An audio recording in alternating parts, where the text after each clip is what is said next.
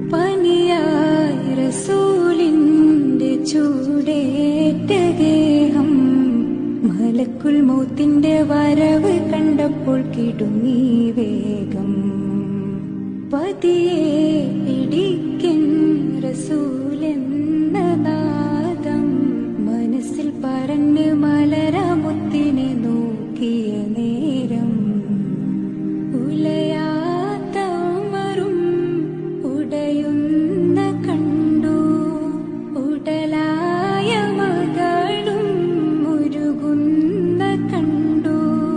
മെത്തയും കട്ടിലുമില്ലാത്തൊരു രാജാവിൻ വീടാ.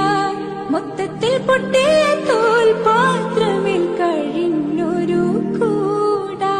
വിതുമ്പുന്ന നബിയോരെ തുളുമ്പുന്ന മിഴിനീരെ ഒപ്പിയെടുത്തൊരു ചുവരാടാ സ്വർഗക്കൂട്.